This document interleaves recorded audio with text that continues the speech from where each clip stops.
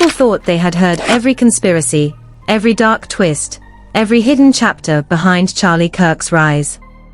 But nothing, absolutely nothing, prepared anyone for what Dave Chappelle let slip on stage. In front of a stunned crowd, Dave didn't just joke around. He didn't tease, hint, or skirt around the truth. He said it plainly, without filters. Charlie Kirk wasn't chosen, he was sacrificed. And that one sentence didn't just send shockwaves across the political world, it froze the room. Because Dave wasn't laughing. He wasn't even smiling.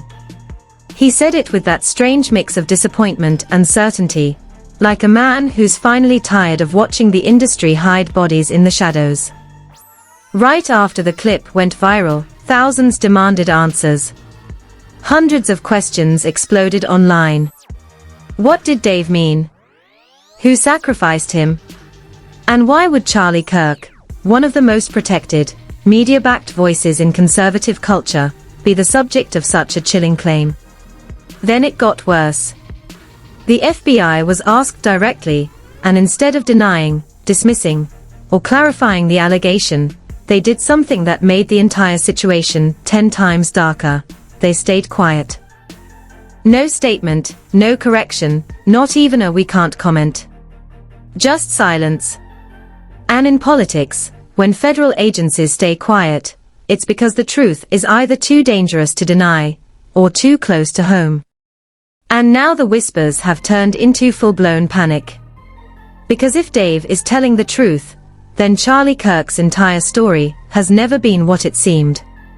It all began the night Dave Chappelle walked onto that stage, not as a comedian looking to entertain, but as someone who had clearly been holding something in. His voice didn't carry that usual rhythm he uses when building a joke. His expression wasn't relaxed. And for the first time in a long time, the audience sensed something heavy coming. Dave took a breath, looked around, and then said it. Charlie Kirk was a sacrifice. The room didn't laugh. Not a single chuckle. People looked at each other, unsure if he was setting up for a punchline. But when Dave stayed quiet, letting the sentence sit in the air like smoke from a fire, everyone knew this wasn't a bit. He wasn't trying to go viral or stir controversy for attention. This was something he'd been watching for years within the political celebrity ecosystem, and he finally snapped. He began explaining how the political machine uses people, how some faces are chosen to be elevated, protected, and manufactured as leaders. But then he shifted, saying others are set up differently. They are pushed into the spotlight so aggressively that it becomes obvious something bigger is happening behind them. Dave pointed straight at Charlie Kirk as the prime example. According to Dave, Charlie's rise wasn't organic. It wasn't natural, and it didn't come from his talent or influence alone. Dave said insiders in the industry had whispered for years that Charlie was being used as a pawn. Someone young, impressionable, and loyal, perfect for a political machine that needed a public face, who would speak boldly without ever questioning who was pulling the strings. But here's where it gets eerie. Dave said Charlie's usefulness ended the moment he began digging too deep into his own organization's finances, his own network's power structure, and the private donors who kept him afloat. Dave claimed Charlie wasn't supposed to ask questions. He wasn't supposed to investigate. And when he did, that's when everything around him began to fall apart. Suddenly, scandals emerged from nowhere. Fights inside PUSA. Strange allegations online. Weird financial rumors. Internal drama that didn't feel random, they felt planned. Orchestrated. Engineered. Dave said it plain. They don't destroy you by accident. They destroy you when you've seen too much. People in the audience shifted nervously, trying to understand whether Dave was exaggerating or revealing something he'd been waiting years to expose. But the real shock came when Dave claimed lawmakers, strategists, and donors had already labeled Charlie as a liability. According to Dave, Charlie was no longer the rising star. They were preparing him to take the fall for something bigger. And you can't save someone the machine already marked, Dave added, shaking his head. That clip hit the internet within minutes, and the fallout was immediate. Some dismissed him, saying Dave was being dramatic. Others said comedians often exaggerate political corruption. But then came the part no one expected, the moment that shifted everything from rumor to fear. Reporters directly asked the FBI whether there was any investigation, internal probe, or classified file involving Charlie Kirk being used or set up. A simple denial could have ended the conspiracy instantly. They could have laughed it off, shut it down, dismissed it as comedic nonsense. Instead, they gave nothing. No rejection. No clarification. No comment. The silence was louder than any confirmation. Immediately, suspicion spread across social media. Why was the FBI avoiding the question? Why not protect Charlie's name, especially someone so connected to political circles? Why not shut down the rumor before it grew into something uncontrollable? People who defend Charlie suddenly went quiet. People who disliked him became strangely sympathetic. Because even critics know, anyone the machine sacrifices usually ends up paying a price that has nothing to do with truth or guilt. Meanwhile, Dave doubled down. When questioned again after the show, he didn't retract a single word. He said the industry had monsters behind curtains, people who decide who becomes a star and who becomes a cautionary tale. And according to him, Charlie was already heading toward the second category. He spoke about how industries, political or entertainment, have rituals. Not literal supernatural rituals, but setups. Public humiliations. Framed scandals. Destroyed reputations. Sacrifice, in Dave's words, meant someone being intentionally pushed into ruin so that the people behind them can stay safe, clean, and anonymous. If Dave is telling the truth, then Charlie's downfall isn't an accident, it's a strategy. A diversion. A way to keep the most powerful people hidden, while he becomes the public firestorm. The craziest part. Some insiders are already backing Dave up. Anonymous messages popped up on forums alleging that Charlie had been warned months ago. That he wasn't listening. That he started distancing himself from certain donors. That he was asking why huge sums of money were being rerouted through shell foundations. And that's when the pressure started. Dave said it clearly, if they can't control you, they sacrifice you. The silence from the FBI didn't just make people suspicious, it made them fearful. Because no one knows what comes next. No one knows who's protecting Charlie, or who's targeting him. And the scariest question of all, does Charlie know? The moment Dave Chappell's words hit the internet, everything shifted. It wasn't just gossip anymore. It wasn't just another rumor thrown into the never-ending swirl around the Kirks and Pusa. This time, people felt something darker sitting underneath it, something that made even the most skeptical viewers pause, replay the clip, and whisper to themselves, why isn't the FBI saying anything? Because that silence, more than the claim itself, is what had everyone panicking. Charlie Kirk had always carried himself like someone surrounded by invisible shields, insulated by influence, money, and political relationships. But now those shields looked cracked. People went back through old interviews, old live streams, old moments where Charlie's energy seemed off. Those clips resurfaced like wildfires, with captions like, was he hinting? And look at his eyes, he knew something was coming. Entire threads formed within minutes, pulling old tweets, piecing together timelines, and cross-referencing statements from people who used to work with him. Dave hadn't given details. He didn't have to. The vagueness made it even worse. Viewers couldn't decide whether he was protecting himself, or strategically dropping just enough truth to avoid backlash. Some people insisted Dave knew way more than he let on, and all of this chaos grew louder when the Kirk family refused to comment. Usually, Erica would rush to social media, posting long videos, defending Charlie, crying on camera, and throwing out half-veiled threats at anyone who came for her husband. But this time, silence. Eerie, calculated silence. People noticed immediately. Even Erica's most loyal followers started asking why she wasn't speaking. Why she wasn't defending her family. Why she was acting like someone told her to stay quiet. Then came the strangest twist. Someone leaked footage of Charlie leaving a private meeting with two men who clearly weren't regular staffers. The clip wasn't long, maybe 6 seconds. But the way Charlie looked over his shoulder, the way he moved fast toward his car, the way the two men followed him with no expression at all, it sent chills down viewers' spines. The video spread instantly, gaining millions of views within hours. People slowed it down frame by frame, analyzing facial expressions, body language, and clothing. They even speculated that the two men were federal agents, though nothing confirmed it. This put the FBI's silence under an even brighter spotlight. Everyone expected at least a basic public statement: "We are aware of the claims. We have no information to support this." Something. Anything. But instead, nothing. Not a single word. The official accounts acted like they didn't see the trending hashtags, or the thousands of tags pulling them into the conversation.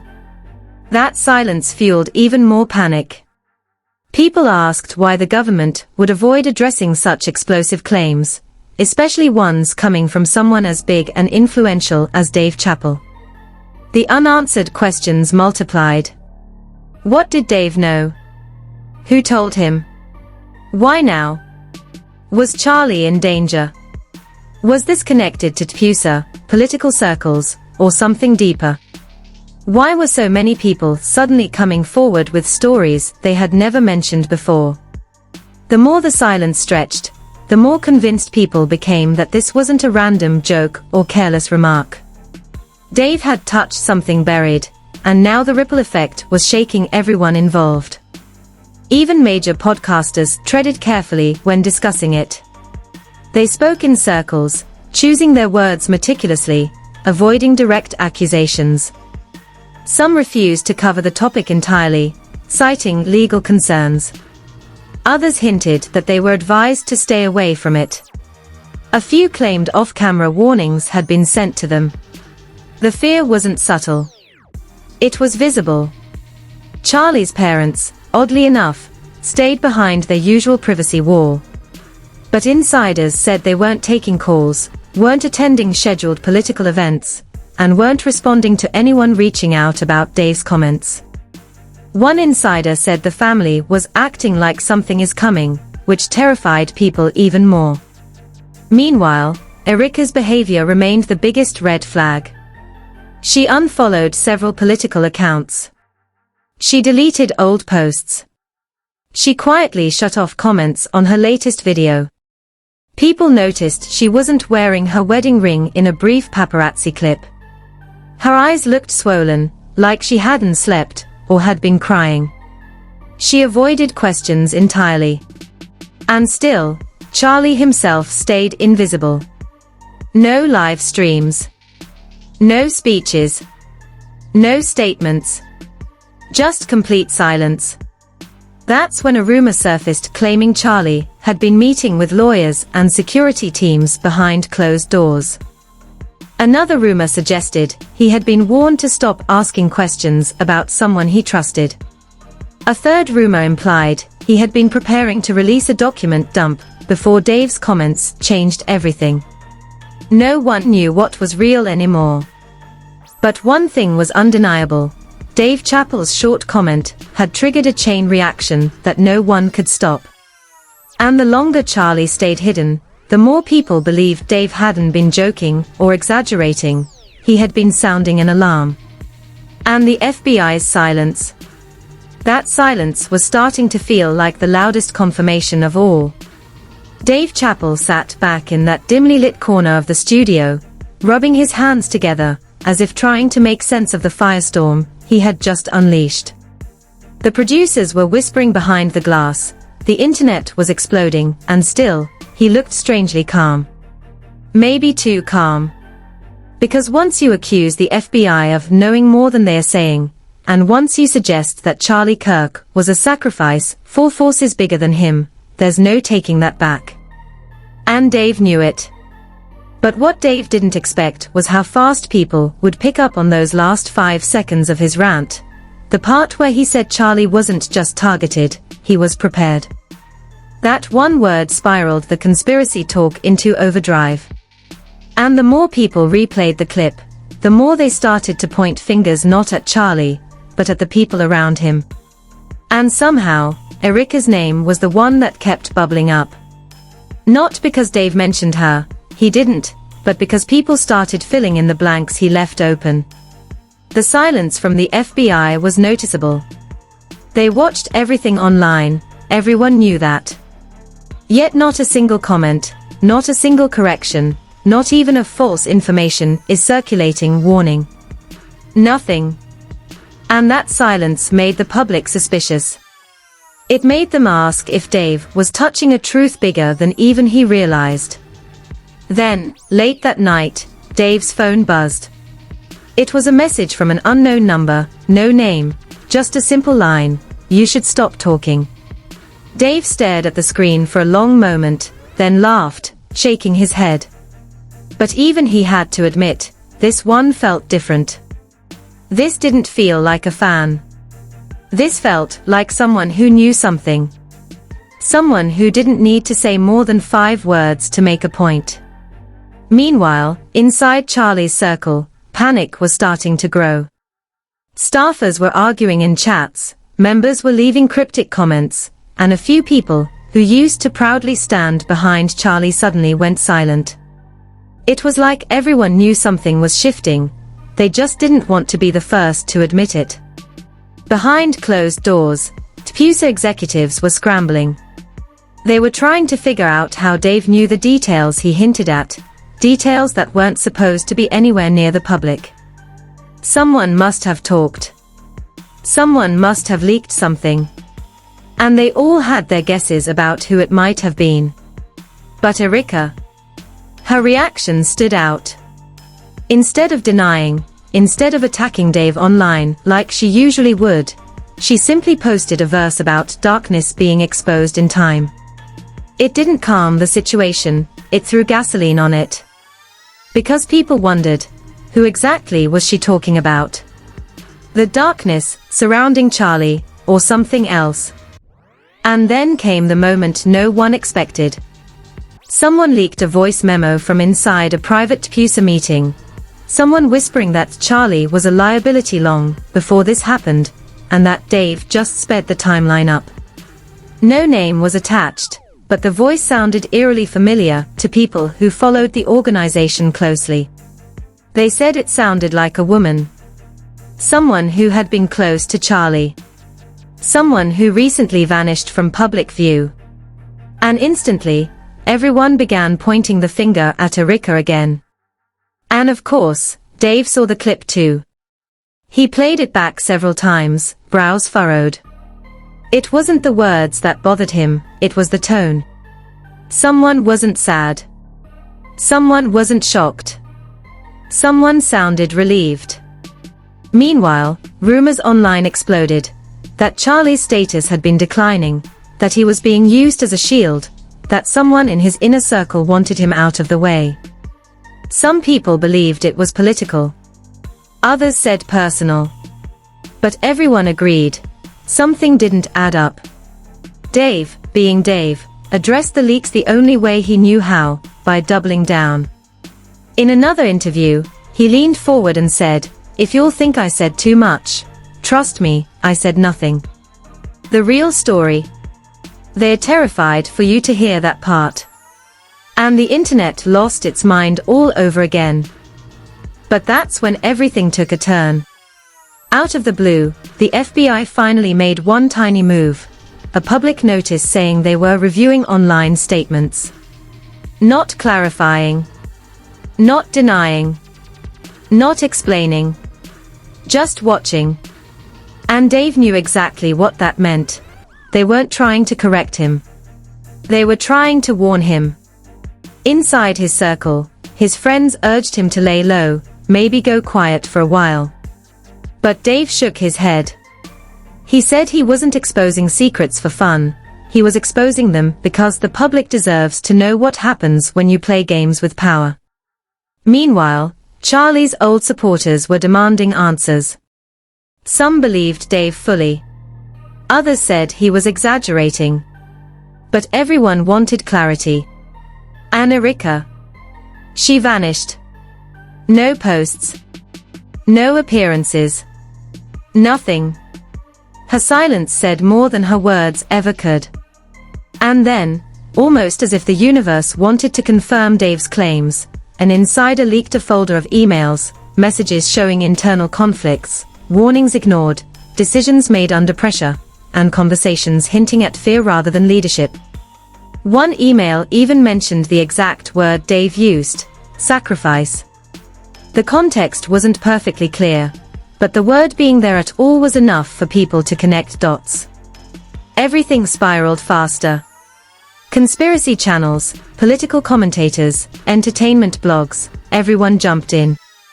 People started claiming Charlie was set up, others said he was protected, and a few even suggested Dave was being used as a messenger without even knowing it.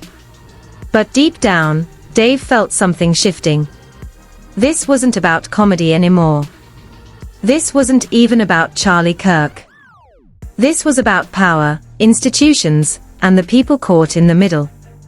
By the time Dave finished his third interview on the topic, he leaned back, exhaled, and admitted one thing: if they are quiet, it's because they don't want to tell you the truth. That silence. That's the confession. And after everything, the warnings, the threats, the leaks, that line became the headline. Because everyone agreed, whether they loved Charlie, hated him, or didn't care about him at all. The silence was the loudest part. Every detail you just heard paints a picture far bigger than one comedian's claim, or one conservative figure's silence. When Dave Chappelle hinted that Charlie Kirk was the sacrifice, it opened a door most people were too afraid to touch. And now the fact that the FBI continues to say nothing, issue nothing, and respond to nothing only raises more questions. Silence speaks louder than denial, and in this case, the silence feels intentional. Something is being protected, or someone is being shielded, but from what? And why now? If you've been following this saga from the beginning, you already know these stories don't just disappear. More leaks surface. More people start talking. More pieces fall out of place. And eventually the truth forces its way into the light no matter who tries to bury it. So if you want to stay ahead of what's coming next, subscribe right now. There is more happening behind the scenes than anyone is willing to admit publicly, and when the next wave of information drops, you're going to want to hear it first. Stay alert, stay aware, and stay tuned. This story is nowhere near finished.